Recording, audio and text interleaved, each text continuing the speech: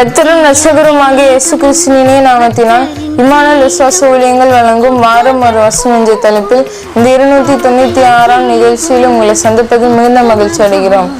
நாம் தினமும் கர்த்தருடைய வேதத்தை வாசித்து அவரிடத்தில் ஜெபம் பண்ணும் பொழுது நாம் நம்முடைய வாழ்வில் ரட்சிப்பை பெற்றுக்கொள்ள முடியும். இந்த நிகழ்ச்சியை உங்கள் நண்பர்களுக்கும் உறவினர்களுக்கும் அறிமுகப்படுத்துங்கள். கர்த்தர் உங்களை ஆசீர்வதிப்பாராக. ஆமென். அனைவருக்கும் வணக்கம். இந்த வார வசனம் ரோமர் 10:10.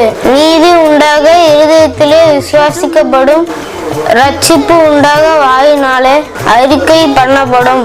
For with the heart one believes and is justified, and with the mouth of confesses and saved. Romans chapter 10 verse 10.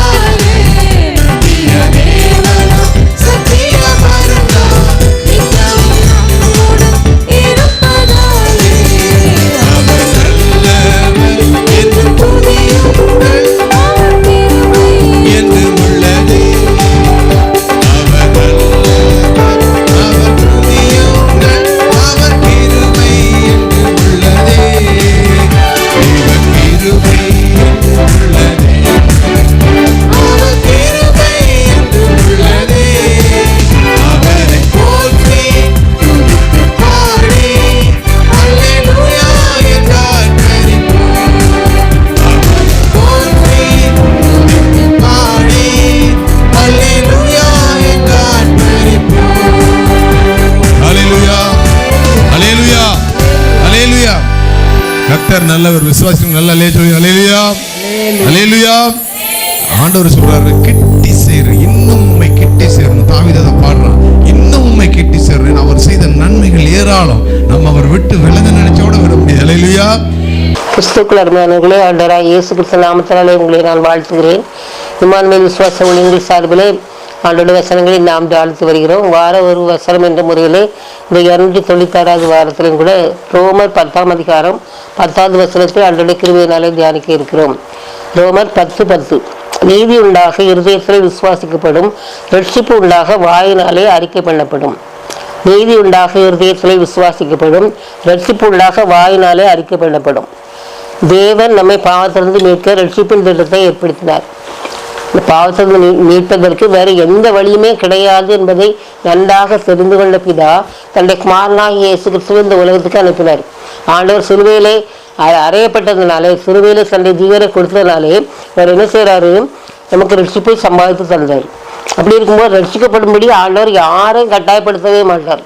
பாருங்க, அவர் எவரையும் பாவத்திலிருந்து விலக கட்டாயப்படுத்துவதே கிடையாது. அவருடைய சுத்தமும் அது கிடையாது. மனமுவந்து ஆண்டவரை ஏற்றுக்கொள்ள வேண்டும் என்று சொல்லி தான் ஆண்டவர் விரும்புகிறார். யாரையும் கட்டாயப்படுத்தி அடித்து மிதித்து இங்கே போய் அந்த என்னுடைய காரியங்கள் எல்லாம் கை கொள்ளணும்னு சொல்லுங்க, சுவிசேஷம் சொல்லுங்கன்னு சொல்லி ஆண்டவர் சொல்லவே இல்லை. நீங்கள் சொல்லுங்க, ஏற்றுக்கொண்டாலும் சரி, ஏற்றுக்கொள்ளாவிட்டாலும் சரிங்கிற நிலைமையில தான் இருப்பார். பாருங்க, எரேமியா 21:8 போட்டிருக்கு, நான் உங்கள் முன்னே ஜீவ வழியும் மரண வழியும் வைக்கிறேன் என்று கர்த்தர் சொல்கிறாள் இருக்கு. நான் உங்கள் முன்னால 2 வழியும் வச்சுருக்கேன்ப்பா, ஜீவ வழியும் வச்சுருக்கேன், மரண வழியும் வச்சுருக்கேன். உங்களுக்கு எது விருப்பமோ நீங்கள் அதை சொல்லுவீங்க. ஜீவ வழி எப்படிப்பட்டதுங்கிறது உங்களுக்கு தெரியும். ஜீவனுக்கு ஏதான காரியங்களில் உங்களை வழி நடத்தும், மரணத்துக்கு ஏதான வழிகளை மரண வழி கொண்டு போகும். ஆகையினால எது தேர்ந்தெடுப்பது நம்மளே சாய்ஸ் தான். ஆண்டவர் நம்மளே விருப்பத்தின்படி தான் நடப்பதற்கு அவர் சொல்லியிருக்காரு. பாருங்க, இதே மாதிரி அநேக வசனங்கள் இருந்து அநேக வசனங்கள் உண்டு நமக்கு. அப்படி இருக்கும்போது அந்த வேதத்துல வசனங்களை பார்த்து அதன்படியாக நடப்பதற்கு நாம் ஆண்டவர் மூலமாக அறிவுறுத்தப்படுகிறோம். அந்த வசனங்களை நம்ம பார்க்கும்போது தெரியணும். அப்போ நம்ம ஒரு காரியம் செய்ய போகிறோம் அப்படின்னு சொன்னால் இது ஜீவ வழி, இது மரண வழின்னு சொல்லி நமக்கு நன்றாகவே என்ன செய்ய தெரியும். ஏன்னு சொன்னால் நமக்கு பகுத்தறிவு கொடுக்கப்பட்டிருக்கு.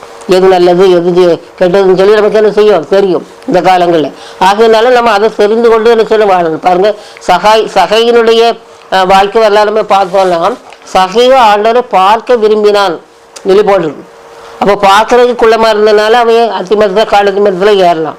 ஆண்டவர் அவருடைய விருப்பத்தை அறிந்து தன்னுடைய உள்ளத்தில் அறிந்து அவரே போயிடுன்னு என்ன செய்கிறார், கொள்கை அவன் போய் கூப்பிடலை, இவர் தான் போயிடணும், சகையோ கீழே இறங்கி வா, நான் உன் வீட்டில் தங்க வேணும்னு சொல்லி கேட்குறான். கேட்ட உடனே அவன் என்ன செய்கிறான், சரின்னு சொல்லி போகிறான். போன உடனே ஆண்டவர் சொல்லாமலே தனக்கான பாவங்கள் என்னெல்லாம் அவன் செய்தாங்கிறது அவனுக்கு என்ன தெரிஞ்சிருக்கு.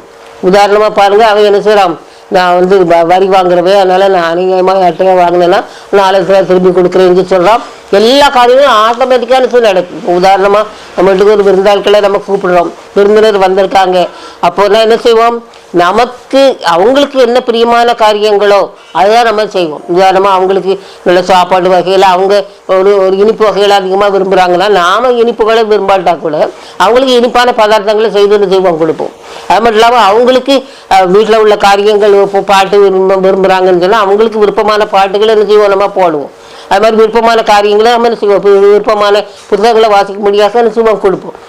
அதுபோல் நாம் என்ன செய்யணும், ஆண்டவர் நம்முடைய வீட்டில் இருக்கிறாருன்னு சொன்னால், நம்மோடு இருக்குன்னு சொன்னால், ஆண்டவர் என்ன விரும்புகிறாரோ அதை நாம் செய்யக்கூடியவர்களாக என்ன செய்யணும் இருக்கணும். ஆண்டவர்களால் நம்முடைய பலமானதை நம்முடைய நாவினாலும் என்ன செய்யணும், நம்முடைய நடத்தினாலும் மற்றவர்களுக்கு வெளிப்படுத்தணும். அதான் முக்கியம். பழைய காலங்களில் ஆங்கிலேயர் மற்ற நாட்டில் நம்ம இந்தியாவுக்கு வந்த சமயத்தில் அவங்க அதுதான் செய்தாங்க.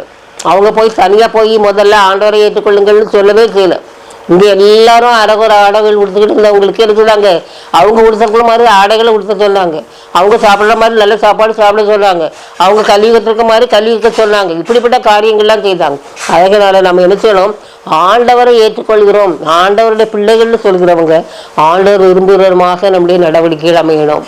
அதுதான் ஆண்டவர் விரும்புகிறார். அப்படி இருக்கும்பொழுது தான் நீதி உண்டாக இருதயத்தில் விசுவாசிக்கப்படும், ரட்சிப்பு உண்டாக வாயினாலே அறிக்கை பண்ணப்படும்ங்கிற அந்த வார்த்தை, அந்த வசனம் இந்த உலகத்தில் நம்மால் நிறைவேற்றப்படக்கூடியதாக இருக்கும். ஆகையினால இந்த வசனத்தை எப்போதும் நம்முடைய மனதில் வைத்து செயல்படுவோம். நம்முடைய நாவினால் அல்ல, நம்முடைய வசனத்தினால் அல்ல, நம்முடைய நடத்தினாலே ஆண்டவரை அறிவிக்கிறவர்களாக காணப்படும். ஆண்டவர் நமக்கு உதவி செய்வாராக. ஆமென். சத்திய வேதம் பக்தரின் கீதம்